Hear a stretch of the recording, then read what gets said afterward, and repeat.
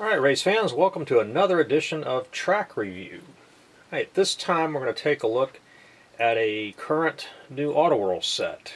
I thought it'd be interesting to see what this is all about. It's got some new things from Auto World, and I just thought, well, you know, they've kind of had a bad rap in some areas with the Super 3 chassis and whatever over time, but I had gotten one of these cars in a carded car setup here a while back, and I thought it was pretty reasonable, all things considered, so I thought maybe I'd try reviewing the set. They've got some new bank curves, some interesting liveries, so I really wanted to give these guys a fair shake and just see what it's like. Got the thing off of eBay. It was, I can't think of the shop that sold it to me, but you know, they had plenty of them. It didn't take long for it to get here, so let's get into this. Alright, as boxes go, this one's probably as good or better than some of them that have been out on the market. The front's got some nice artwork. The back gives you a really nice idea of what the layout's all about. Tells you exactly what puzzle pieces are going to go where, and you know, compared to some of the lifelike sets that have been out in the past, this has a lot more information on it.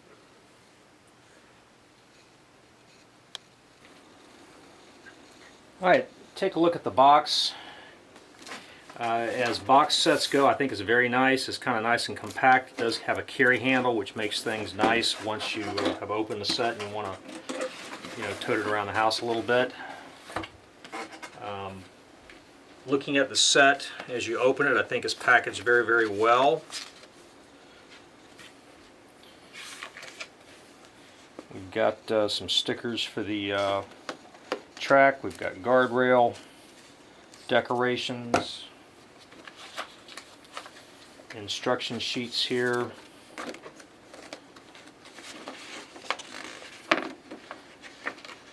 Without really getting into them or whatever, it looks like they're done pretty well. They tell you about track cleaning, vehicle cleaning. Some brands in the past have been a little light, I think, on some of that.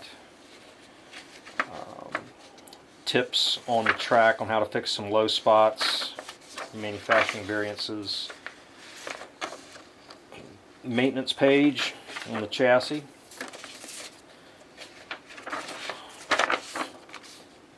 This is kind of nice here, complete layout on the track as it's supposed to be put together. I like that. It's nice and large, easy to read.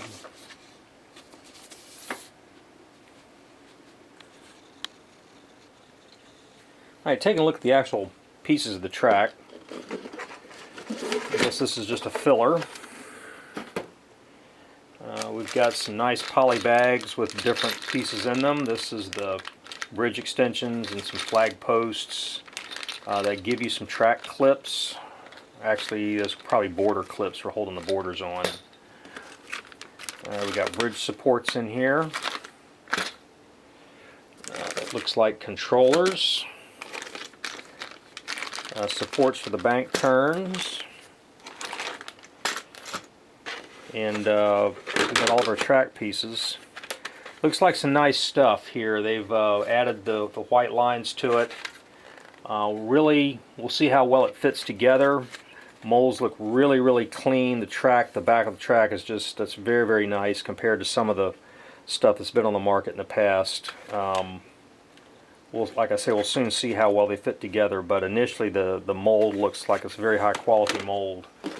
And then of course the new bank turns that they have, very, very clean, well done it looks like. Rails are nice and bright and sharp.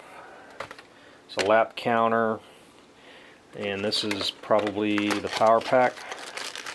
Yep, power pack in there. And here are the cars. They give us a couple of clamshells.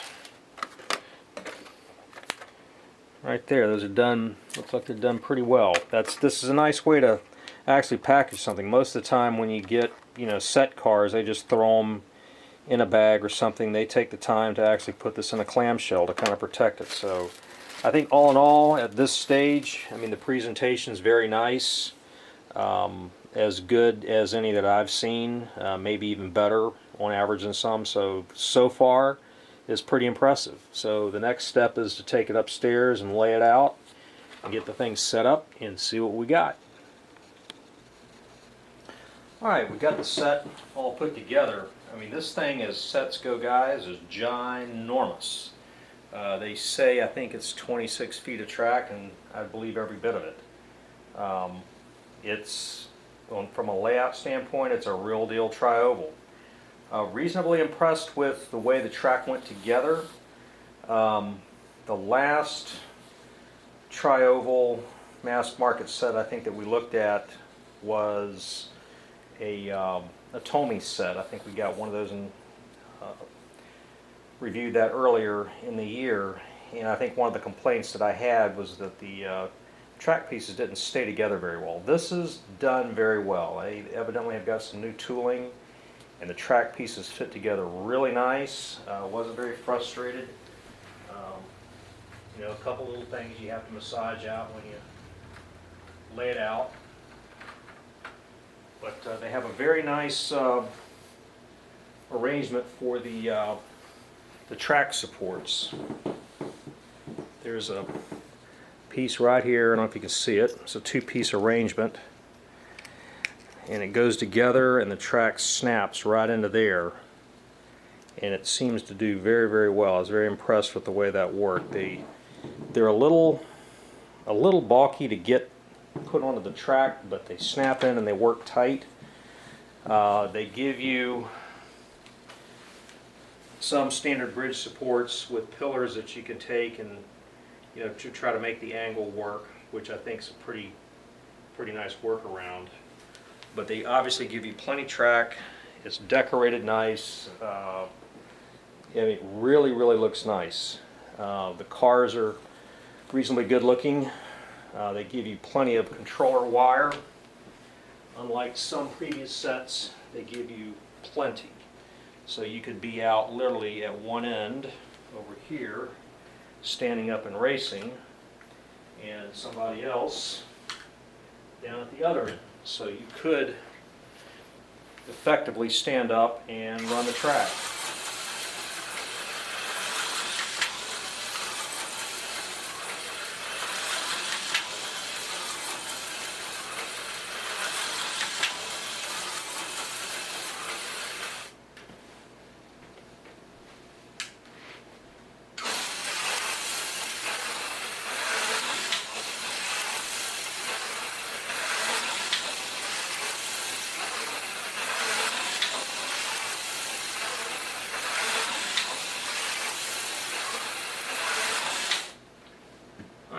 The power pack is a 16-volt power pack.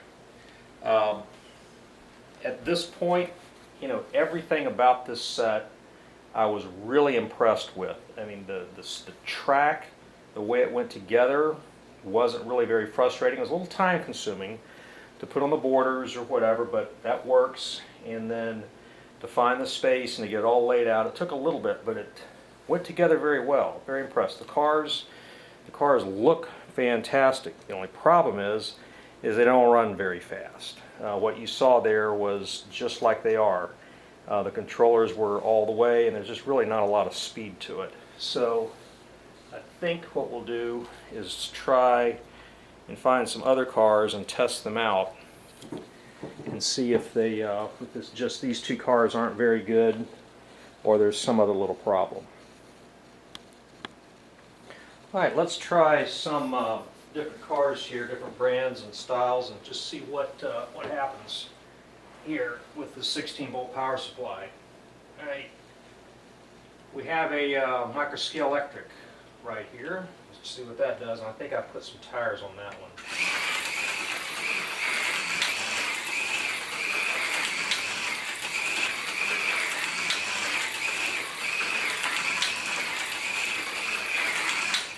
Alright, that's pretty well matted on that. It's not, you don't have to dry that one very much. This is Auto World IndyCar, and I think what I did to this maybe is put a little nicer motor in it and a set of rear tires.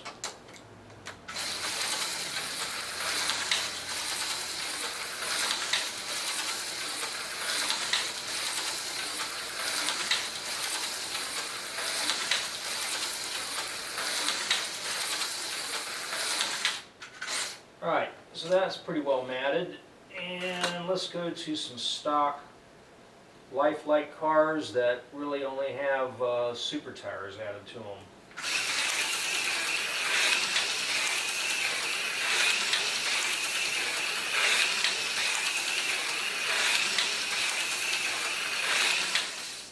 Alright, that's one and two.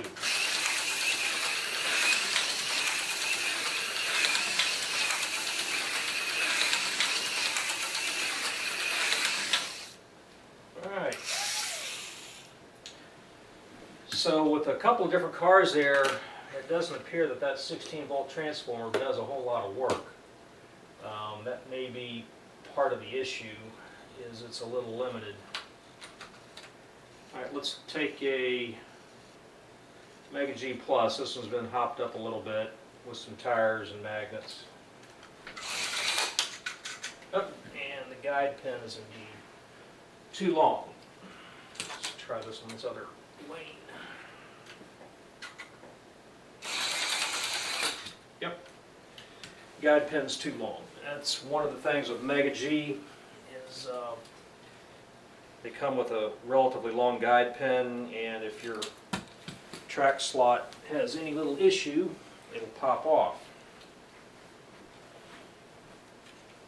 Alright, what else can we look at?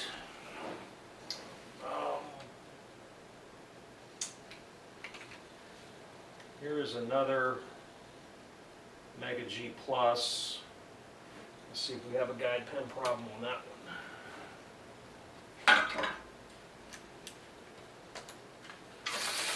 Yep, guide pin problem. So we're not going to trim those up because those are set up for another track.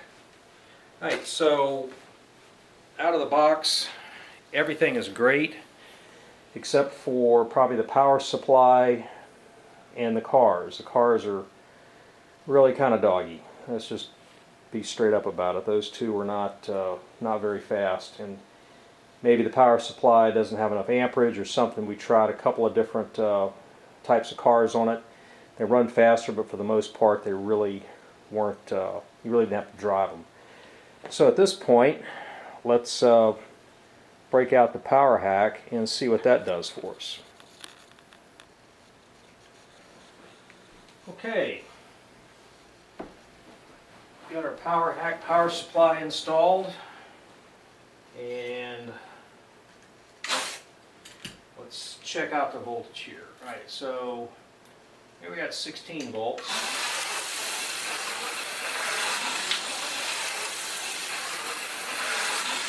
Alright, that's one car.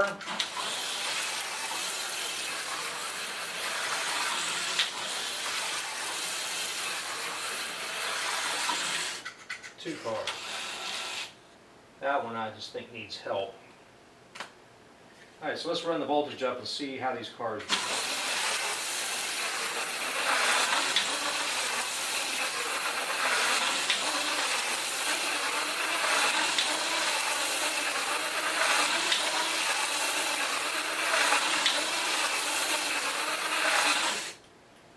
Alright, that was up to 24 volts. And the car still was reasonably stuck. It wasn't so fast that it flew off. I mean, to me, it seems like maybe the armatures aren't quite as fast as they need to be, or the brush tension is wrong, or something's a little off. With 24 volts, cars aren't all that fast. All right, so let's get out our lifelike cars and see how they do with a little more voltage.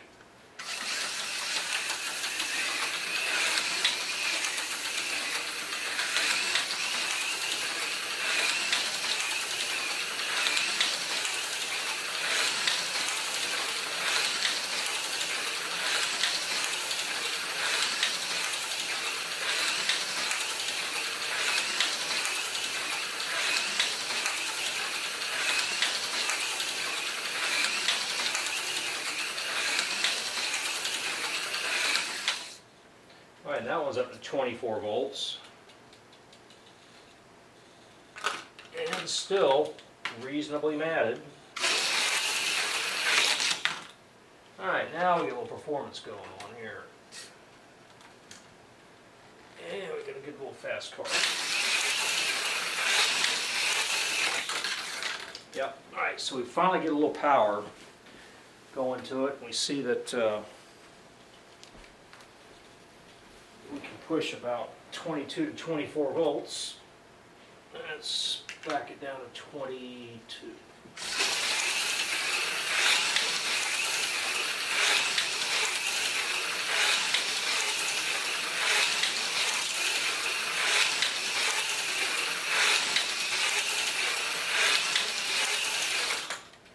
So even at 22, the cars are drivable. So that tells us something right there. The track has got the capability to push some voltage in some reasonably fast cars. All right, let's see what else we can take a look at. I'm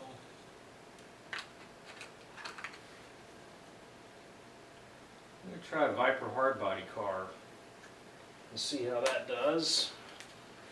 We'll try it down on 18 first. Up, guide pin.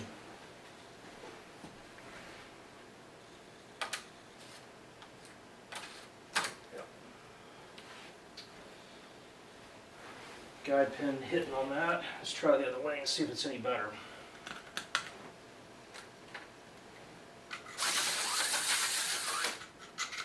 Yep. We'd have some track grooming we'd have to do before we run the better cars on the track, because these are set up very, very low, so any little problem that the track would have, that would be magnified. Let's try a Lifeline. M car, old M car. Yep, it's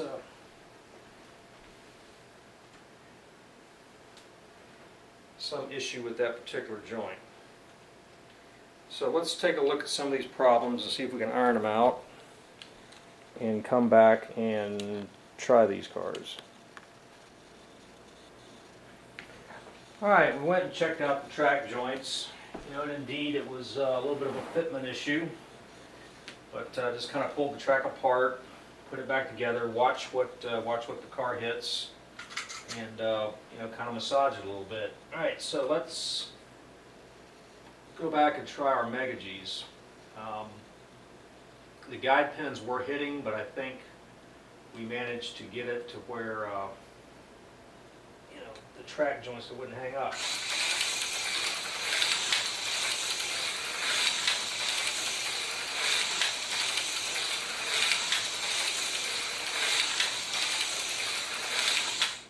Alright, that's at 18. Let's go to 20.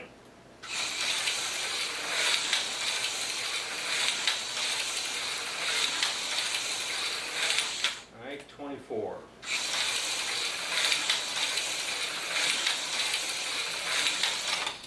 Alright, so at 24 volts, the Mega G does have to be driven. It does fly off. And that car does have, I think, a little help with some better tires and traction magnets. This one here, I believe, is it's another Mega G Plus. It's stock with the exception of the back tires.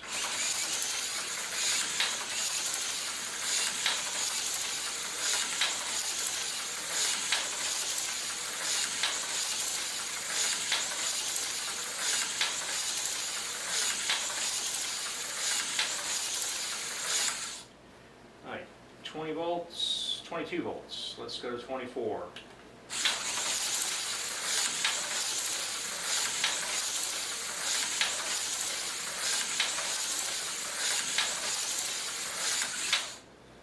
That one doesn't have to be driven too hard. Let's turn our power back down to maybe about 19. Alright, these are Lifelike M cars with the HC slots level 4 magnets in them.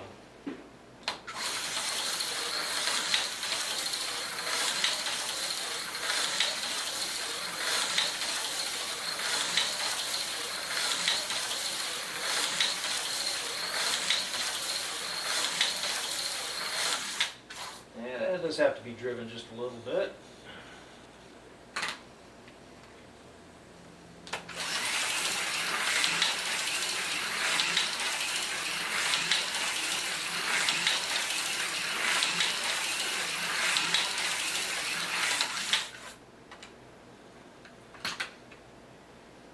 another Mega G Plus car.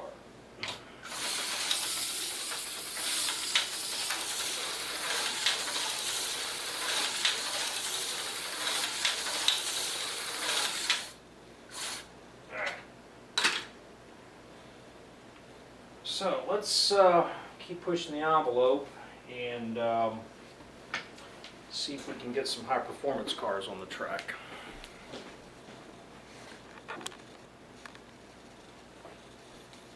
Alright, we've got a variety of a little better quality car here that have been worked on. This particular one is a Tyco 440. We've put in a 6-ohm armature, level 4 magnets, and better tires. And we'll be running at, let's see what we got, 19 volts.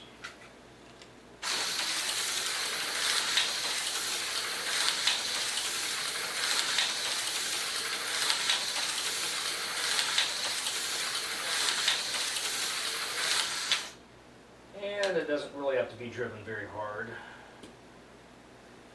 Here we've got an original Mega G car, and it probably has, let's see, it's got better traction magnets in it, and better rear tires, and an O-ring front end set, and a resin body.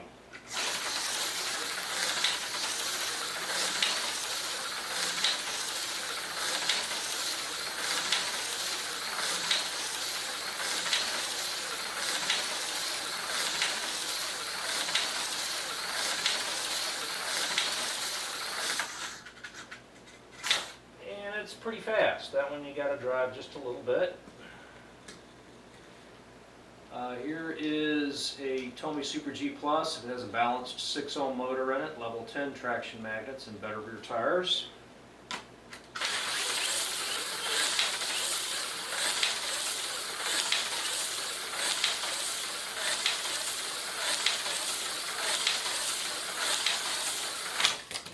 Alright, so 19 volts, it does have to be driven. Alright, Viper Scale Racing, V1 with a 6-ohm balanced motor, level 4 magnets, and better rear tires.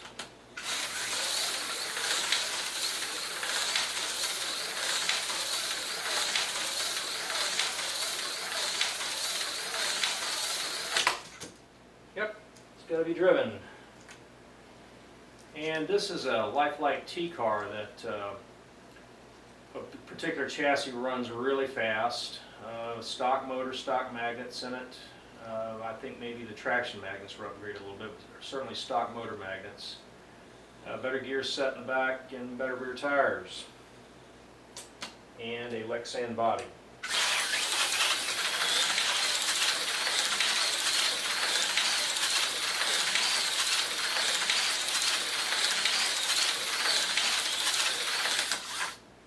Let's put some more voltage to it. Let's take it up to 22.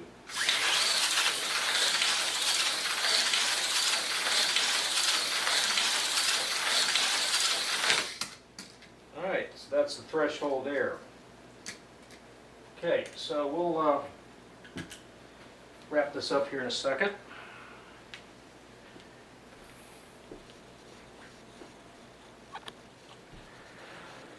Alright, let's wrap it up.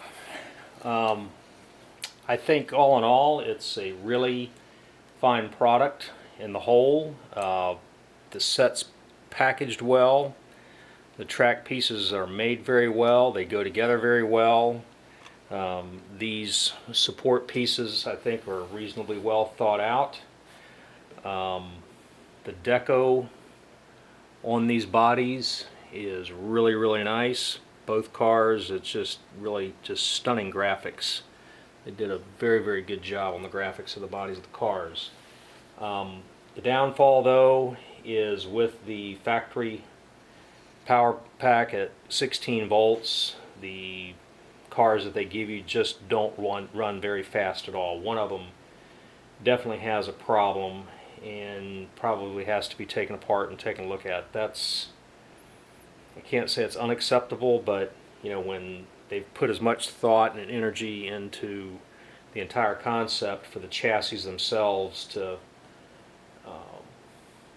be lacking, that's, to me, would be a problem. I would definitely take a look at the QC at the factory on the chassis and that. But it could probably stand a few more volts on a track like this. They probably are packing the standard 16 volt power pack that they put with everything else, but with the bank turns that you have here, I think you could run, as we've demonstrated here, you can run some really fast cars at 22 volts, and they don't fly off. So this could be a very, very fast layout. I'm impressed at the amount of track that they give you. Here again, the deco on the track's done very well. The pieces are molded well. They went together well. One couple of little issues on the track, the way it butts together on a couple pieces, but that could be the case with just about anything. Especially when you get bank turns involved, things don't always line up as well as they should. So it takes a little bit of massaging to get the track to settle down.